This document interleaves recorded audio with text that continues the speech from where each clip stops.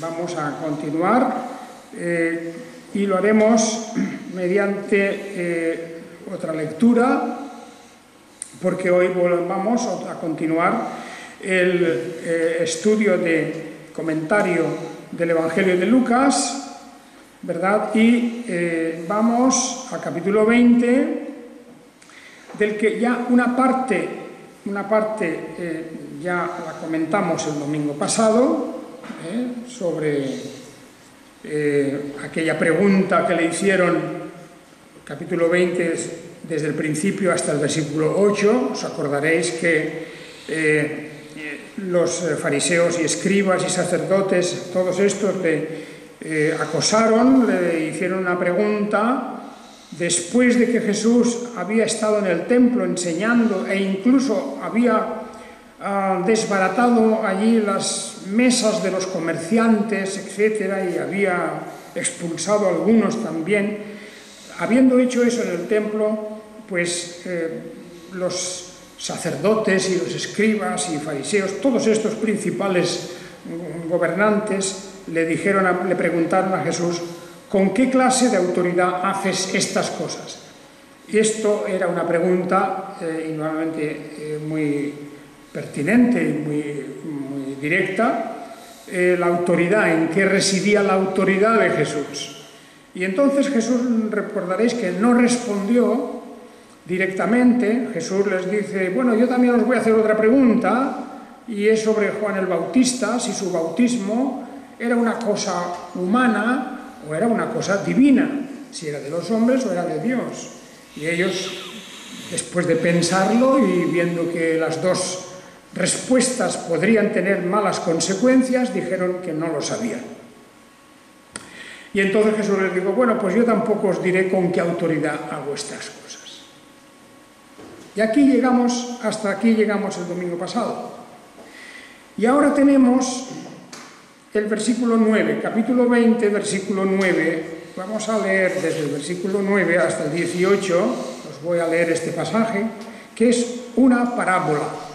Y esto es importante, que ya todos vosotros ya lo sabéis, que Jesús muchas veces, en lugar de contestar de un modo directo, o más bien de una forma muy resumida alguna pregunta que le hagan, pues se extiende y habla en formas de parábolas, es decir, les cuenta una historia. Es una historia que no es, digamos, pues real, no es un suceso real, es una historia que el Señor mismo, Él la imagina, la piensa, pero dentro de esa historia está la respuesta a la pregunta que le habían hecho. Y esto es lo que nosotros vamos a ver en esta parábola, capítulo 20. Y voy a leer, pues, el capítulo 20, versículo 9 hasta el 18. Y fijaos cómo va la parábola.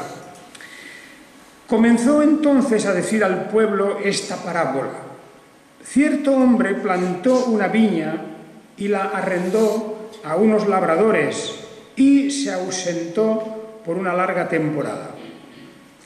A su debido tiempo envió un siervo a los labradores para que le dieran del fruto de la viña, pero los labradores, después de golpearlo, lo enviaron manivacío. Volvió a enviar a otro siervo, pero ellos también a este, habiéndolo golpeado y afrentado, lo despidieron manivacío. Y volvió a enviar un tercero, y ellos también a este lo hirieron y lo echaron fuera. Dijo entonces el señor de la viña: ¿qué haré? Enviaré a mi hijo amado, quizás a este respetarán. Pero al verlo, los labradores razonaron entre sí diciendo: este es el heredero, matémoslo para que la herencia sea nuestra. Y echándolo fuera de la viña, lo mataron. ¿Qué les hará, pues, el señor de la viña? irá y destruirá a esos labradores y dará la viña a otros. Al oírlo dijeron: nunca suceda. Esto lo dijeron los que estaban escuchando la parábola, y esto lo dijeron al oírlo los judíos, los principales sacerdotes, los escribas, todo eso dijeron: nunca suceda. Pero él, el Señor Jesús, mirándolos fijamente, dijo: ¿qué significa pues esto que está escrito? La piedra que desecharon los edificadores, esta llegó a ser cabeza de ángulo. Todo el que caiga sobre esta piedra será quebrantado, pero sobre quien ella caiga lo desmenuzará. Bien, ahí tenemos la parábola.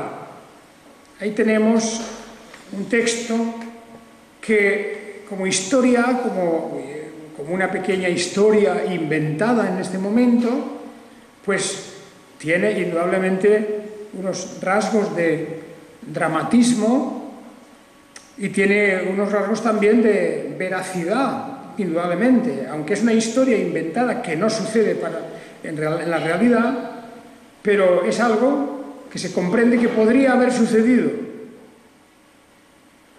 Pero desde luego el Señor Jesucristo no tenía interés en hablar de los labradores y de la viña y del dueño y de lo que pasó con esto. No se refería literalmente a una viña, no estaba hablando de unos labradores, en realidad él estaba hablando de otra cuestión, y era pensando en la pregunta que le habían hecho poco antes los fariseos y sacerdotes y escribas. ¿Con qué autoridad has hecho esto de entrar en el templo, enseñar a la gente y luego desbaratar aquí las mesas de los comerciantes? ¿Con qué autoridad? En el fondo es como si le preguntaran algo muy simple: ¿quién eres tú para hacer esto? La pregunta la podríamos resumir también de esa manera: ¿quién eres tú? ¿Con qué autoridad lo haces tú? ¿Estás autorizado? ¿Quién eres para tener esa autoridad? Así que había una cuestión aquí de la identidad de Jesús. ¿Quién es Jesús realmente, que se arroga el derecho de entrar en el templo y echar fuera a los que estaban vendiendo? Y más aún, acusarles diciendo: mi casa será casa de oración, pero vosotros la habéis hecho cueva de ladrones. Efectivamente, el templo en Jerusalén, aparte de los servicios religiosos que se hacían allí, también se había convertido en una buena fuente de negocios. Y mucha gente, como si fuera aquello un mercado, pues habían puesto sus paradas, sus puestos para vender cosas para los peregrinos que venían de fuera, los que venían a ofrecer sacrificios, las necesidades que tenían de alimentos, de agua, de reposo. Todo eso generaba pues un buen negocio, y el templo poco a poco se iba convirtiendo en una especie de gran centro comercial. Tanto es así que Jesús se indignó. Nosotros hemos visto a veces por ahí, ¿verdad? Gracias a Dios, nosotros en las iglesias protestantes no hacemos esto, pero hay algunas iglesias, la Iglesia Católica, ya sabéis que tienen lugares de peregrinación y allí va la gente en masa, y naturalmente allí se instalan muchos comerciantes, porque esas peregrinaciones a un sitio y a otro pues crean unas necesidades comerciales, y a veces hay más, o se nota más, se ve más toda esta cuestión comercial que que lo que es puramente religioso, o lo religioso se convierte en un pretexto.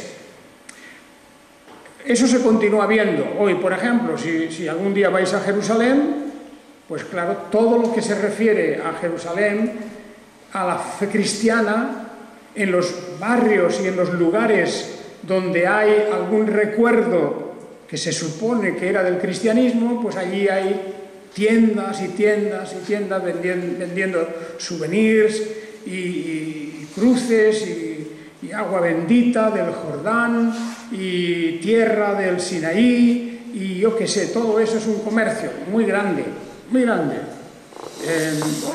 Y no digamos ya pues en esos lugares como Fátima, Lourdes y estos lugares donde también hay un gran negocio montado, indudablemente. También es verdad que hay gente que honradamente va allí por necesidades religiosas. Pero todo eso no es nuevo. Lo que pasa hoy en Jerusalén, el comercio que hay con todas las cosas, en el Santo Sepulcro, en Belén, donde Jesús nació, en el lugar de la crucifixión, en fin, en Nazaret, donde vivió Jesús, en todas las partes donde Jesús estuvo, allí hay un comercio montado. Y esto a Jesús no le gustó en el templo. No le gustó que el templo se hubiera convertido, como dice aquí, en una cueva de ladrones. Porque muchos de esos negocios no eran limpios también.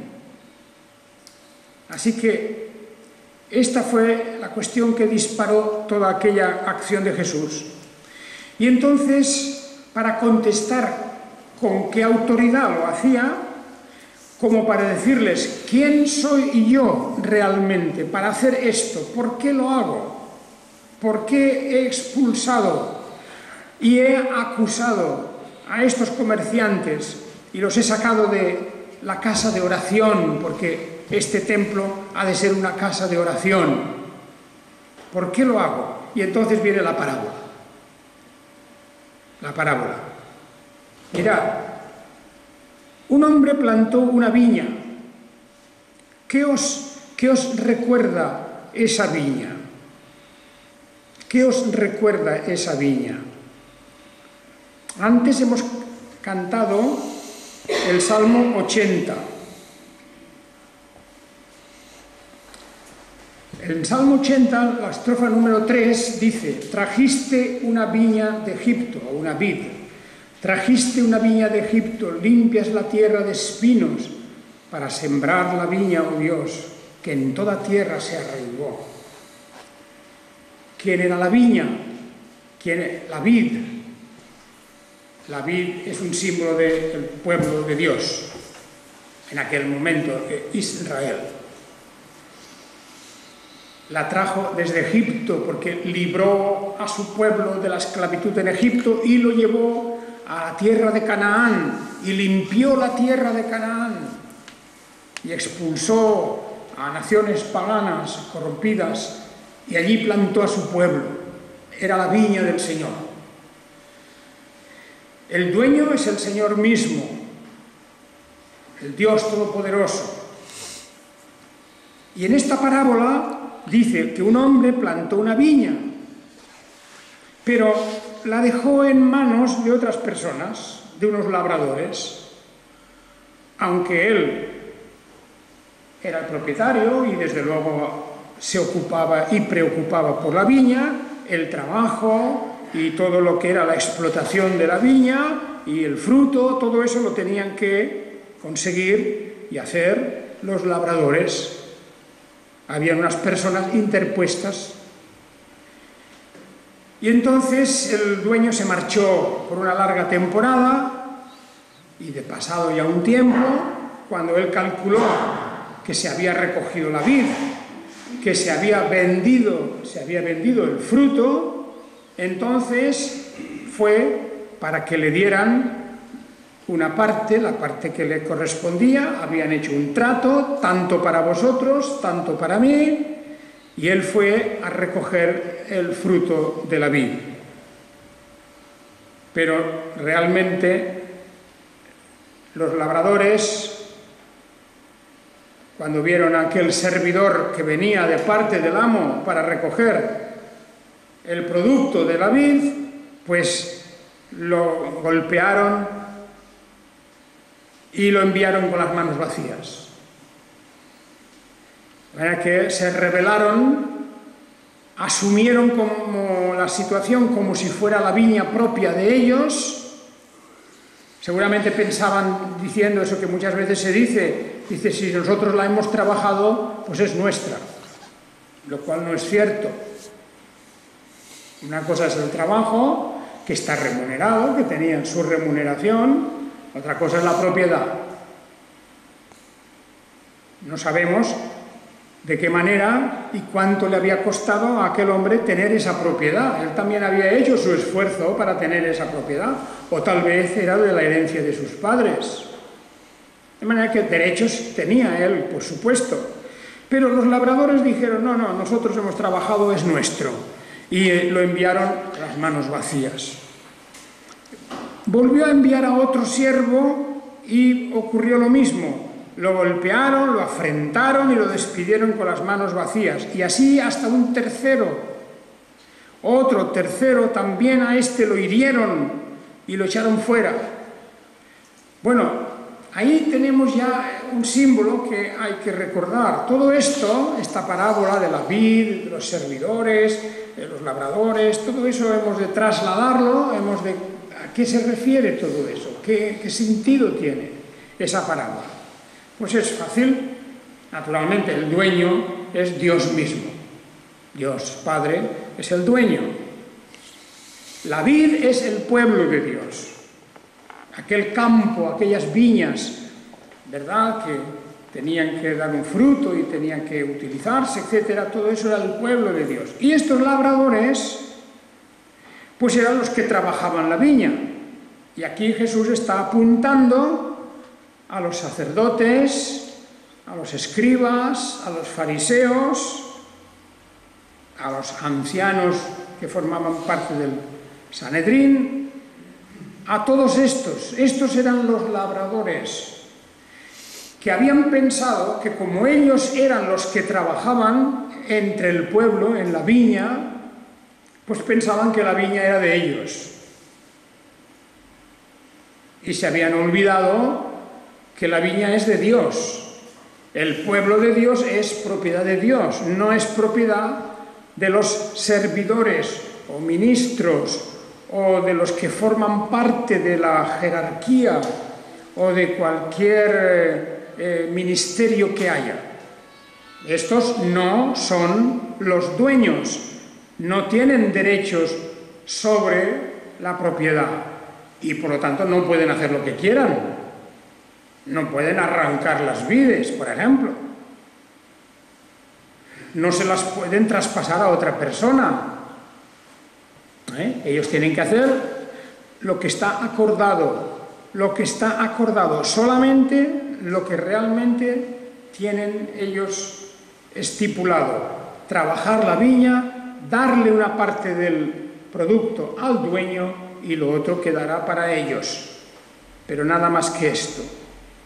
Bueno, encima lo que vemos aquí es el maltrato que dan los labradores a los enviados del Señor. El Señor ha enviado gente a recoger los frutos, como hemos visto. ¿Esto qué quiere decir? En la realidad, porque en la parábola está claro, ¿verdad?, los servidores que van a recoger fruto. Pero ¿y en la realidad? ¿Qué significa? En la realidad significaba que Dios había enviado servidores a su pueblo Israel para recoger sus frutos, el fruto de la verdad, de la justicia, del amor, de la fidelidad a Dios, en fin, todos esos frutos a través de los profetas, que son los enviados de Dios, los profetas que Él había enviado. Por eso hemos leído hoy del libro de Jeremías y hemos leído un pasaje muy importante. Jeremías fue hombre que cumplió el ministerio que Dios le encargó. En una situación muy difícil, el reino de Judá estaba a punto de perecer. El reino de Judá estaba haciendo aguas, se estaba descomponiendo por la corrupción, por las traiciones internas, por tantas y tantas cosas. Y Dios en ese momento envía a un profeta para que avise, para que advierta al pueblo que tienen que cambiar, que hay que hacer un ejercicio de arrepentimiento profundo, no van bien, moralmente se han corrompido, en el uso de la justicia estaba por los suelos, tantas y tantas cosas que se denuncian en este libro de Jeremías, hay que leerlo, como también el libro de Lamentaciones de Jeremías, porque ahí se señala lo mal que estaba y lo mal que lo estaban haciendo. Incluso los propios sacerdotes. Y como hemos leído antes, en un momento en que Jeremías dice, aquí en Jeremías 26:3 que hemos leído, diles estas cosas, dice, sin omitir ni una palabra, dice, quizás oigan y cada uno se convierta de su perverso camino, y yo desista del mal que había pensado hacerles por la maldad de sus obras. Y les dirás, este es el mensaje que tenía que dar Jeremías, así dice Yahvé, si no me escucháis para andar según mi ley que he puesto ante vosotros, obedeciendo las palabras de mis siervos los profetas, que vengo enviando a vosotros desde muy temprano e incesantemente, sin que las hayáis escuchado, reduciré esta casa como Silo, el lugar donde había estado antiguamente el tabernáculo, y que había quedado desprovista del tabernáculo. Ya no estaba el tabernáculo en Silo, estaba vacío. Y dice, este templo, esta casa, que vosotros tenéis como algo tan importante, se va a quedar en ruinas, aquí no habrá nada, como en aquel lugar que se llama Silo. Ya no hay nada allí. Así ocurrirá, dice, y esta ciudad, la ciudad de Jerusalén, será objeto de maldición para todas las naciones de la tierra. Y los sacerdotes y los profetas y todo el pueblo oyeron a Jeremías hablar estas palabras en la casa de Yahvé. Bueno, lo escucharon todo. La advertencia, el aviso de parte de Dios. Y cuando Jeremías terminó de decir todo lo que Yahvé le había mandado decir a todo el pueblo, los sacerdotes, los profetas y el pueblo entero le echaron mano y exclamaron, morirás sin remedio. ¿Por qué has profetizado en nombre de Yahvé diciendo, esta casa será como Silo y esta ciudad quedará desolada sin ningún habitante? Y todo el pueblo se juntó contra Jeremías en la casa de Yahvé, en el templo. Bueno, hay un tremendo paralelismo entre este pasaje y la parábola que está Jesús hablando, lo mismo. El Señor ha enviado un profeta a ellos, les ha hablado, les ha dicho, es como si reclamara el fruto. ¿Dónde está la verdad? ¿Dónde está la justicia? ¿Dónde está el amor? ¿Dónde está la honradez? Aquel pueblo se había olvidado de esas cosas, cada uno iba a su interés. Y en esta parábola de los labradores malvados, lo mismo, cuando ellos ya habían recogido la cosecha, se habían repartido toda la cosecha entre los labradores, y cuando vienen los servidores del dueño a recoger su parte, dicen, pues a estos les vamos a dar una paliza y que se vayan con las manos vacías. Y 1, 2, 3 veces hicieron eso. En la historia de Israel encontramos no solo casos como el de Jeremías, hay otros casos de otros profetas que también de la misma manera sufrieron a manos del pueblo el desprecio o incluso la persecución. Y entonces, ¿qué hizo el dueño? En su buena voluntad, el dueño dice, bueno, han hecho esto con mis siervos, no los han respetado, voy a enviarles ahora a mi hijo. Les envío a mi hijo. Y supongo que estos hombres lo respetarán. A este lo respetarán. Pero cuando los labradores vieron que venía el hijo, razonaron diciendo, este es el heredero. Si lo matamos, la herencia será nuestra.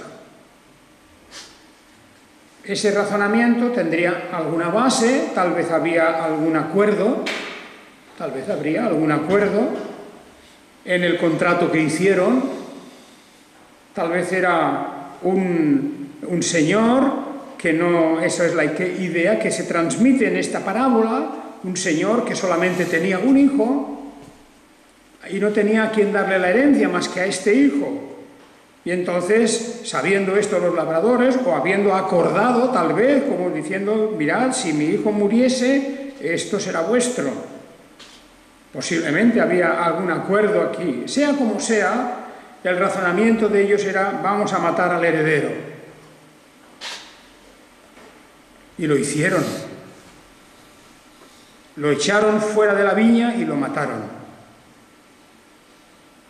¿Y esto qué quiere decir? ¿Cómo se traslada esto? Pues a la historia real de la venida del Señor Jesucristo.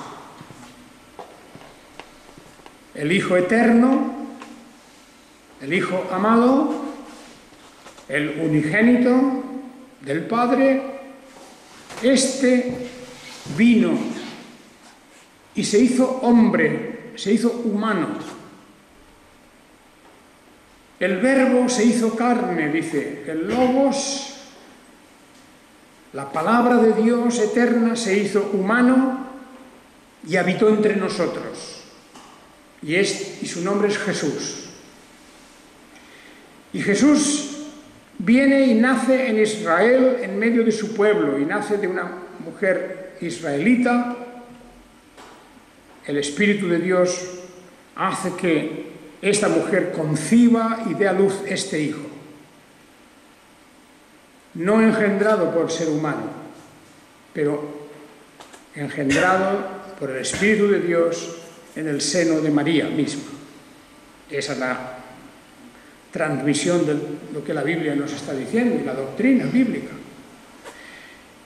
Pero Jesús, que vino a su propio pueblo, a su heredad, a la heredad del Padre, y que viene a recoger frutos, que viene a llamar a las gentes al arrepentimiento, a la reconciliación, a la verdad, a la justicia, para que haya un nuevo comienzo, para que la gente del pueblo de Israel se convierta de verdad a Él. Por eso envió primero también a Juan el Bautista, para que anunciara la venida del Mesías y pidiera a las gentes que se arrepintieran de sus pecados. Toda esa historia, todo eso estaba bien preparado, cada punto. Y por eso, viendo como antes habían matado a sus profetas, el mismo pueblo de Dios había matado a profetas, o los había perseguido, o no les había hecho caso, los había ignorado. Acordémonos en tiempos de Elías, por ejemplo. Pero el mismo rey David, aun siendo rey, como él fue también despreciado, a punto fue de morir a manos de Saúl. Todas esas y muchas otras historias bíblicas nos hacen ver el rechazo, pero al final viene el Hijo. Y el pueblo, en lugar de decir, por fin ha enviado al Hijo, a este sí vamos a respetar, entonces dijeron, vamos a crucificarlo, vamos a matarlo. Es un embustero, es un engañador, es un usurpador. se hace pasar por Dios, habla como si Él fuera Dios. Y todos esos milagros que hace deben ser mentira. Y aunque las palabras que dice el pueblo parece que realmente las entiende y les gusta, pero son herejías, son falsas. Esto era lo que los fariseos, los ancianos, los sacerdotes, los escribas, toda aquella jerarquía, la élite religiosa, cuando ven a Jesús, lo desprecian y poco a poco van pensando en matarlo. Quieren matarlo. Bueno, pues ahí viene el momento en que efectivamente la muerte de Jesús viene a ser una realidad. Estamos llegando al final del Evangelio de Lucas y por esto estas parábolas y estas historias se van haciendo cada vez más intensas, más frecuentes. Jesús habla cada vez más de su muerte y de la causa y las razones de su muerte. Como Juan nos lo dice claramente, vino a los suyos, pero los suyos no le recibieron. Jesús, como parte del pueblo judío, fue rechazado por el pueblo judío. Y entonces en la parábola dice, bueno, pues el dueño de la vid dice, pues ¿qué haré ahora? Han matado a mi hijo, ¿qué voy a hacer? Dice, pues bueno, voy contra estos labradores. No voy a pasar por alto esto. Voy y destruiré a esos labradores. Y la viña se la daré a otros. Y esto tiene su traducción a la realidad histórica de nuestro tiempo, en donde efectivamente estos labradores, toda aquella élite, aquella jerarquía judaica, tuvieron que sufrir. Los de aquel tiempo en que Jesús murió, también ellos, unos pocos años más tarde, vieron cómo Jerusalén quedó arrasada, hasta los cimientos, sus casas, sus palacios, el templo, todo eso. Roma, con sus ejércitos, decidió destruir Jerusalén. Y apenas habían pasado 30 años de la muerte de Jesús cuando Jerusalén fue atacada, su pueblo fue dispersado, incontables personas de todo tipo, familias, religiosos, no religiosos, de la jerarquía y de otros que no, todo, y fueron masacrados por las tropas romanas. Las tropas romanas, sin misericordia, incendiaron el templo, derribaron los muros de la ciudad y de las paredes del templo, se perdió el tesoro del templo, todas las cosas, no solamente bellas, sino sagradas que había en el templo, todo fue expoliado. Y así, de esa manera, se terminó la historia de Israel en aquel tiempo. Desde entonces el pueblo judío quedó disperso por todo el mundo.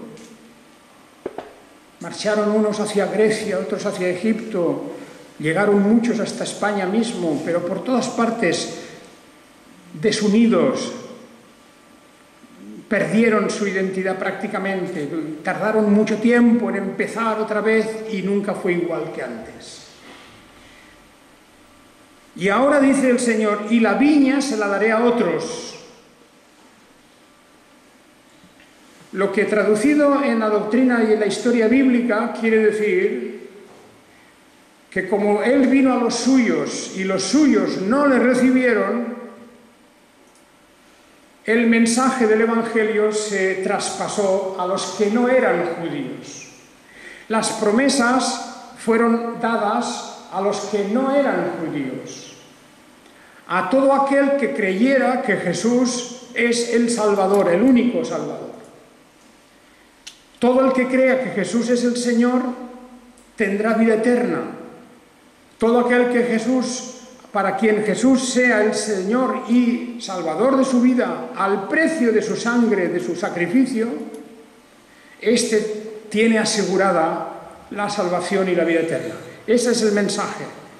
La viña ya no es de los labradores.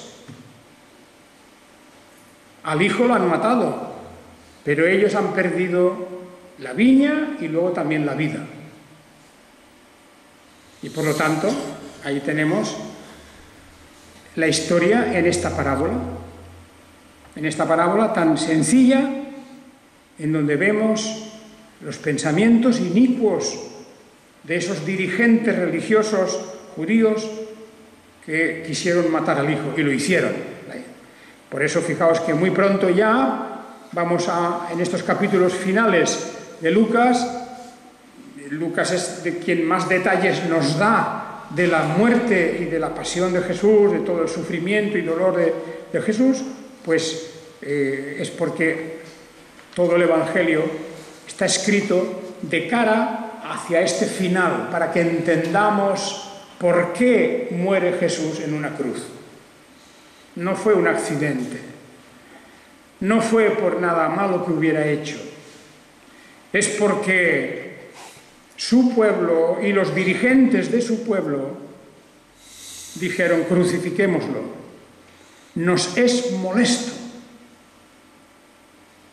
nos molestan sus discursos, molesta que siempre nos está acusando, molesta que está diciendo cosas que nos avergüenzan,